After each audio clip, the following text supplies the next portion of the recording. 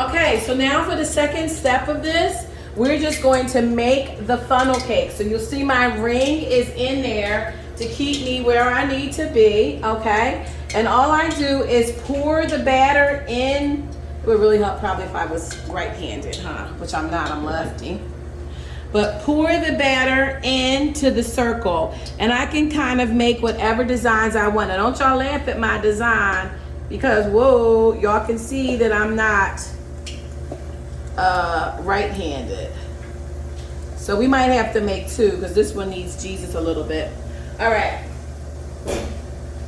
And so you just let it stay in there and it bubbles up to the top. You see what the cake is doing?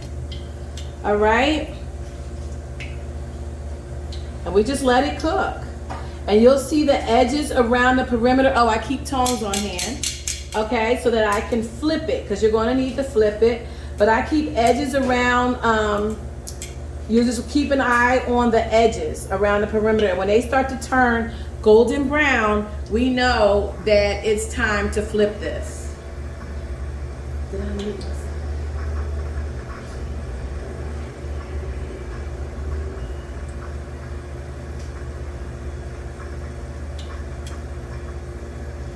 After I shape my funnel cake, I take the ring out with the tongs, okay? Remember, the ring is just there to help me shape my cake.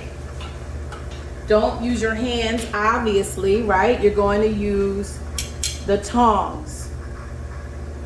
The longer handle tongs that you have, the better. You can use a lower, like frying pan, okay? But make sure your frying pan has some depth to it.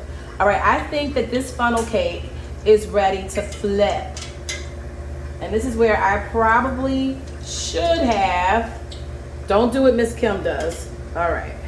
These old fingers of mine have been burned quite a few times. So I flipped my funnel cake.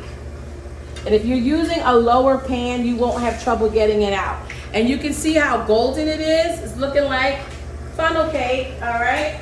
Now, I would say that I poured it in a little thick. That's because I did it in a measuring cup. So the next time that I do it, we're going to pour it in from a funnel cake pitcher and see if we get a more traditional looking funnel cake. But I'm going to tell you that they all taste the same.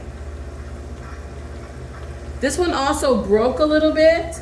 I think it has, again, to do with the type of pan that I'm using. So I'm going to swap that out too and see if we can't get you a more traditional looking funnel cake. Okay, so let's take this one out.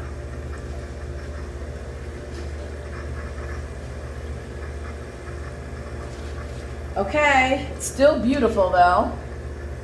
All right, and our little piece, you don't want to cheat anybody. Okay, and so there you have it. Funnel cake, all right? And so your last step is you can dress this up any way you want. Now I have a strainer and I have a bowl with some powdered sugar in it. And I'm just going to kind of get a motion going with my strainer, okay? And with my powdered sugar to cover.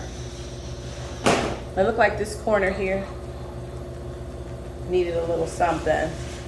Yep, and just beat that around. And there we have it, funnel cake.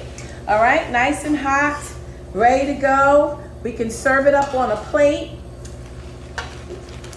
I don't like to handle my stuff too much. All right, serve it up on a plate and it's ready to go. You can top that with ice cream, chocolate syrup, strawberries, apples, whatever you want. You get to dress yours up the way you want. All right, so we're going to try it one more time with the funnel pitcher and with a frying pan and see which one looks the best. Okay, and then you're going to try it. Okay?